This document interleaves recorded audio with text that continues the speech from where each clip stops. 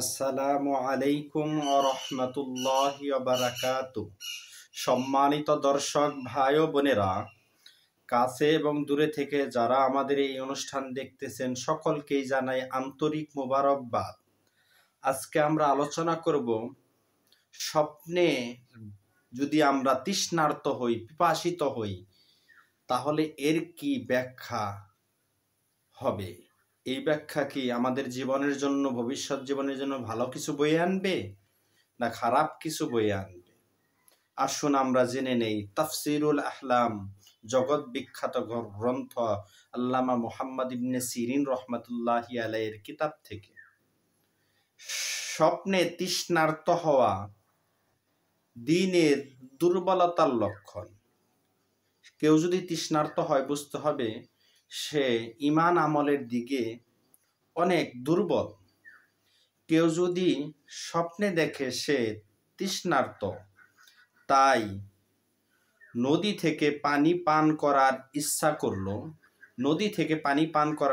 করলো, কিন্তু সে পান করলো না, তাহলে বুঝতে হবে সে দুশ্চিন্তা থেকে মুক্তি পাবে। আর যদি পান করলো, তাহলে এই সম্পর্কে আল্লাহ তাআলা সূরাতুল বাকারার 249 নম্বর আয়াতের মধ্যে বলেন, তালুতের ঘটনায় আল্লাহ বলেন, ফাইন ক্বালা ইন্নাল্লাহা মুবতালিকুম বিনাহরিন ফামান শাআ মিনহু ফামান শারিবা মিনহু ফালাইসা মিন্নি ওয়া মান লাম ইয়াতআমহু ফাইন্নাহু মিন্নি। আল্লাহ বলেন, নিশ্চয়ই আল্লাহ তাআলা একটি নদীর মাধ্যমে তোমাদেরকে পরীক্ষা করবেন, সুতরাং যে সেই নদীর পানি পান করবে সে আমার দলভুক্ত নয়, যে তার স্বাদ গ্রহণ করলো না নিশ্চয়ই সে আমার লোক।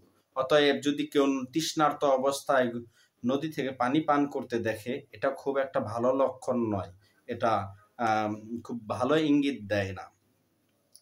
কারো কারো মতে যে ব্যক্তি স্বপ্নে ঠান্ডা পানি পান করবে সে হালাল সম্পদ পাবে। কারো কারো মতে কেউ যদি স্বপ্নে ঠান্ডা পানি পান করে তাহলে সে হালাল সম্পদ পাবে এবং স্বপ্ন দ্রষ্টার দিনের সঠিকতা হবে। এবং সে যদি পানি পান করে তৃপ্ত হয় তাহলে সে সঠিক দিনের উপর রয়েছে বুঝতে হবে এবং তার উপর অবিচল থাকার লক্ষণ, এবং সে সেই দিনের উপর, ধর্মের উপর অবিচল থাকবে। আল্লাহ তাআলা আমাদেরকে সঠিক স্বপ্নের ব্যাখ্যা অর্জন করার তৌফিক দান করুক। সকলে বলুন আমিন। আসসালামু আলাইকুম ওয়া রাহমাতুল্লাহি ওয়া বারাকাতুহু।